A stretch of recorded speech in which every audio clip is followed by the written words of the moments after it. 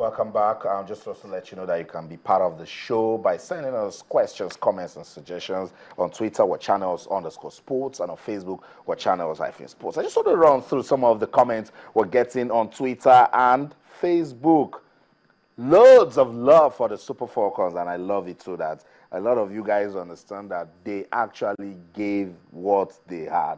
Prince Obioha says, we should be proud of our girls. They performed without adequate preparation.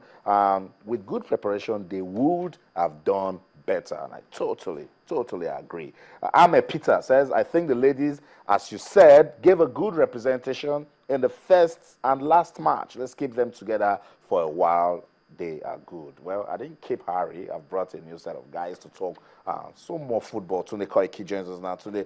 Good to have you around. Thank you very much. And I'm not particularly pleased with you because you said categorically, very clearly, you said it unequivocally. But I'm sure you were disappointed because they were not crushed. No, don't throw that in.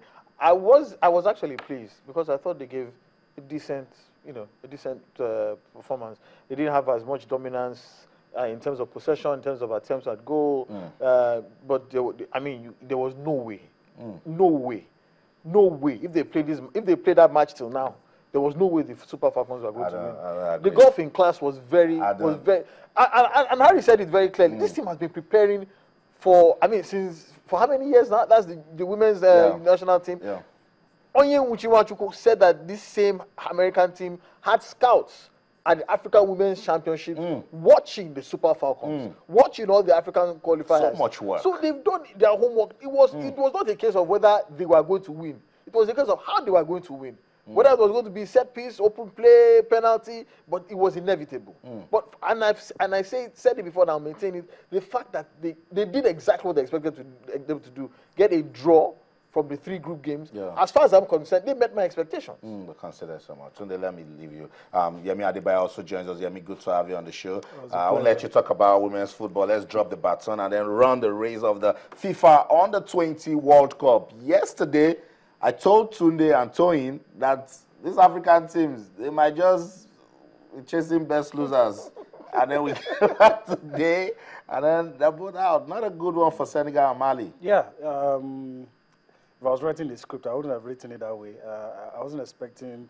I was expecting one of our African brothers at least make it to the final, but it's really sad. And the scoreline, was it Brazil, Senegal? Senegal. It's horrible.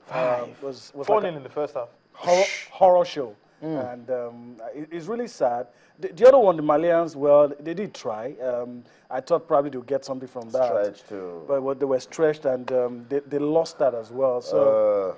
That's confirmation on your screen. Brazil annihilating Senegal by 5-0. Serbia needed a goal in extra time in the 101st minute, I think, before they could overcome a very tough, very resilient Mali.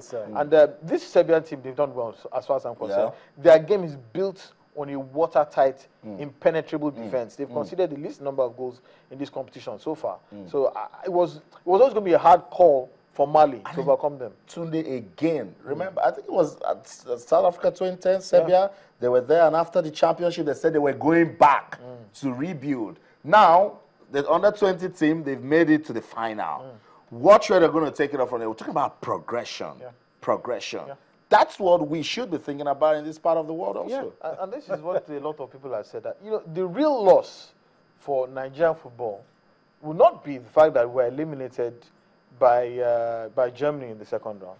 The real loss will be if in 5, 6, 7 years' time we can't find any one of them, any one of these players playing in the senior national team or playing in major clubs anywhere across the world. That would be the real loss for me and for Nigerian football. So I'm just hoping, like you said, that progression stays. But the good thing about this is that Samson Siasia, coach of the national under-20 national team, has earmarked a tremendous amount of these players for upgrade into his program. So you can expect that a lot of them will still be in national consciousness for the next 1 year or so, up until the end of the All Africa Games qualifiers, and also for the qualifiers for the Olympics as well, that I'm holding in Senegal, and possibly the Olympic Games proper in Rio de Janeiro.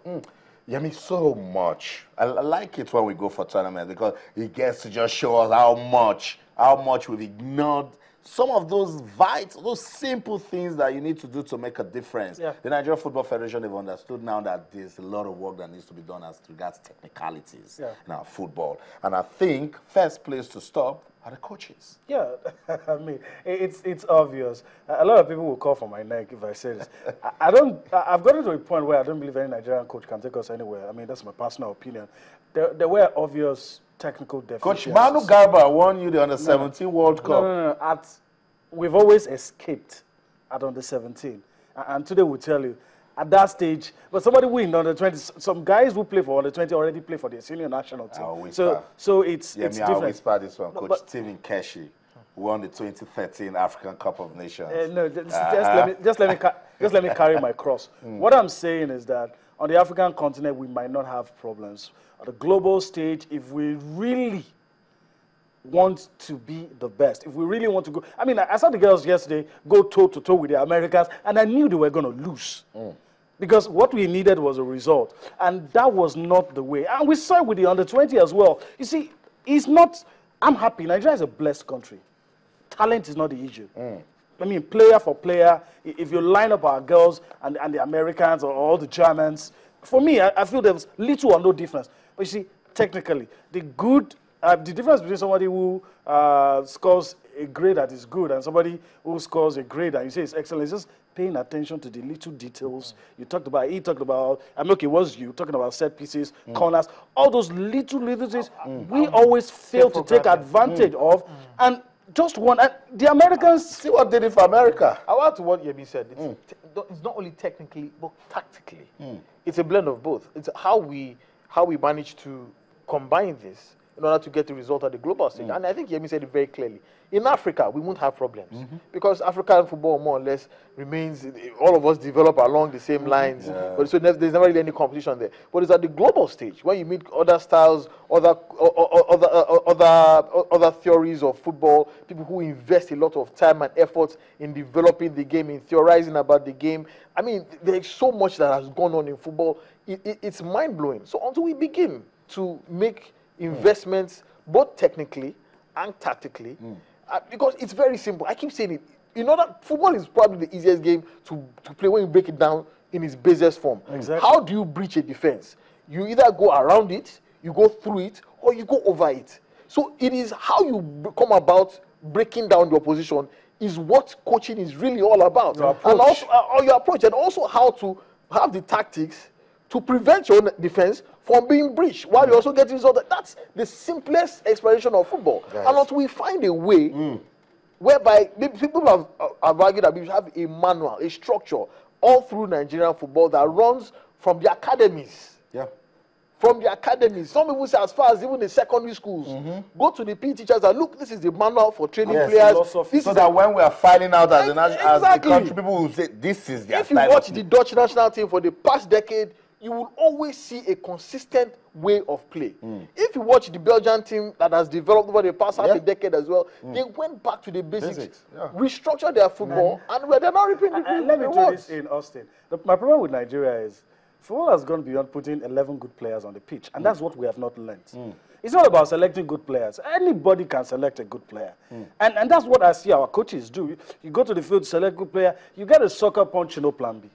I mean, you're looking at a game and something is going wrong. I mean, you cannot respond to it. I mean, the Americans were shutting out the Super Falcons. I don't consider myself to be a coach.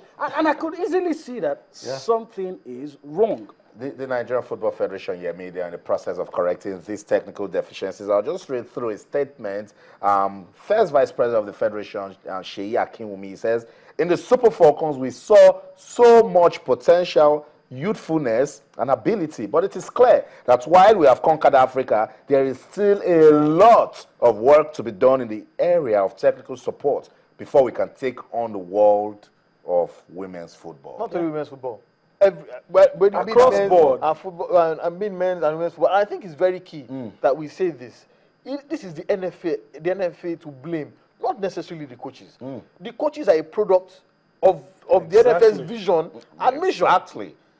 So it is now for them now to break it down and go back to the very basics. What kind of coaches do we need for Nigerian football? How should Nigerian football develop? when you have that in plan, when you have that vision, then you look for the coaches who can implement it. So you will not have these problems of whether we are conceding goals from set pieces or whether we are receiving soccer punches from counter-attacking football. In 2015. One thing is important. If you're going to use indigenous coaches, you have to invest in them. Yeah, that's what I call what I'm saying. Look, just for instance, look at the Dutch team. The guy who is going to take over in 2016 is already